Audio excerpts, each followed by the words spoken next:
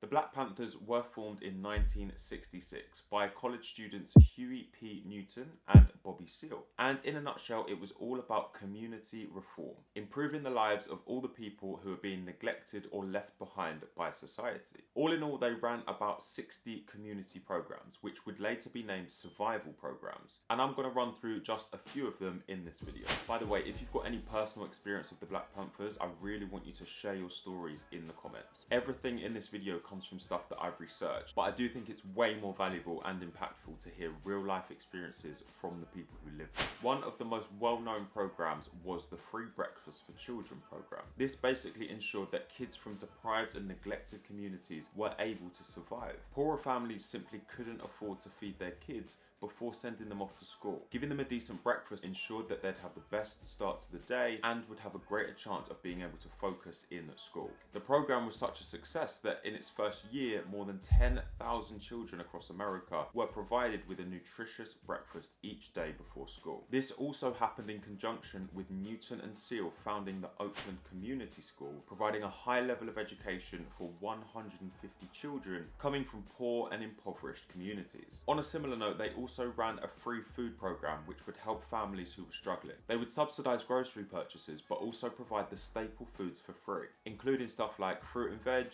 meat, eggs, and so much more. It really gave people a fighting chance in a system that had seemingly forgotten about them. The police watchdog. The Black Panthers famously operated as a police watchdog, keeping a keen eye on the police of Oakland, California with loaded weapons. It ultimately led to the introduction of the Mulford Act in 1967. Now, this was a bill that made it illegal to carry loaded firearms without a permit. The aim was to disarm the Black Panthers of California and ultimately allow police to continue operating as normal. The governor of California at the time, Ronald Reagan, claimed that the Mulford Act would work no hardship on the honest citizen. Basically, if you're not doing anything wrong, this won't affect you. Clearly, the picture was being painted that the Black Panthers were a dangerous group. But far from being a danger to the public, this was probably one of the most important public services that they provided. In response to the ever-increasing police brutality against the Black community, the presence of Black Panther members on the street aimed to ensure that the rights of the people were being respected and that they wouldn't come to harm at the hands of the people who realistically should have been protecting them. And not only did the police feel their presence in this way, but the Black Panthers would also be on hand to educate and inform people of their rights. Given that incidents with the police were so frequent, this type of education could be much more long-lasting, and in theory it should have led to police being more reluctant to abuse their power. Of course, with incidents like this still going on to this day, it seems as if a basic education of what our rights are as citizens could still go a long way in holding the police more accountable for their actions. There were also numerous attempts to disband the police entirely in these areas and replace them with organisations that were much more conscious of the needs of the community and who actually cared about their place in society. Health clinics and the People's Free Ambulance Service. Sticking with the emergency services, the Black Panthers also facilitated free healthcare for those most in need. Communities living in poverty were usually unable to afford basic healthcare, so with the help of volunteer doctors, nurses and medical students, the Black Panthers were able to put together a number of free health clinics for anyone who needed the service, regardless of their race. The services they provided included first aid care, physical examinations, prenatal care, and testing for lead poisoning, high blood pressure, and sickle cell anemia. Again, the Black Panthers were about giving a fair shot to people that were downtrodden. It wasn't about blacks against whites, it was about the people standing up against the elites, the people with all the money and the power. Of course, there was somewhat of an emphasis on empowering the Black community because the need for an organisation like that was just so desperate. So there were also regular open discussions regarding relations within the Black community. It was a safe space to raise concerns and to work on solutions.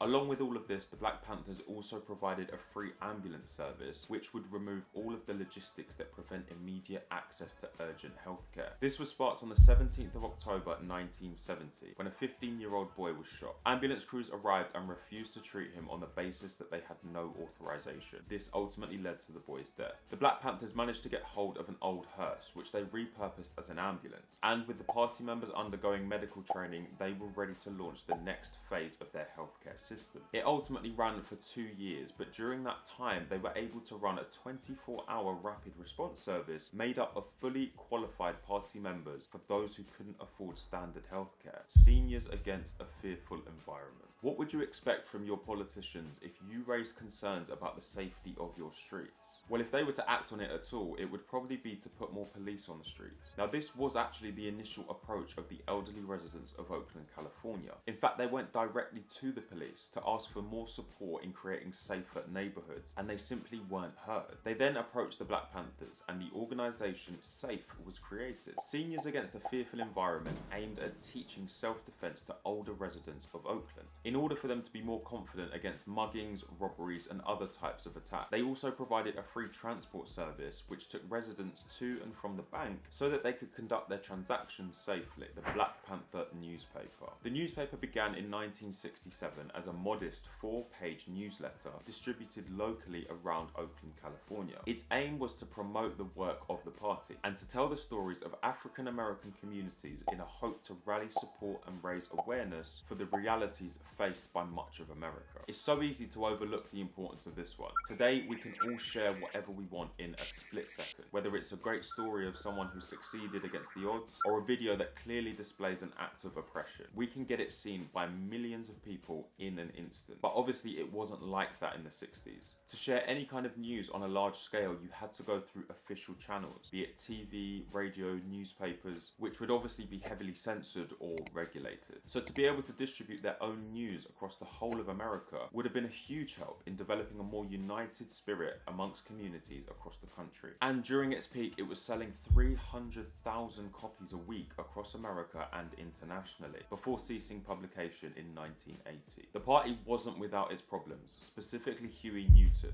who faced multiple charges of violent assault and murder, as well as lending his support to some questionable political regimes. But for all the party achieved, it was no wonder that within its first few years of existence, the then FBI Director J. Edgar Hoover labelled it the greatest threat to the internal security of the country. Now, I may go into more details on this side of things in a later video, but for this one I think it is best to just stick to the impact that the party had on the community. Now, this has obviously been a very brief introduction to the work of the Black Panther Party, but some of the key points I raised I feel are still so applicable today. With the rich getting richer and the poor getting poorer, I think a lot more people would have a lot more hope if they were governed by people who understand and care. Again, I'd love for you to share any experiences that you might have had with the Black Panthers, or if you're from the UK and you enjoyed this video, then you might want to hear me talk about how Britain's lesser known civil rights movement unfolded. I'll see you there.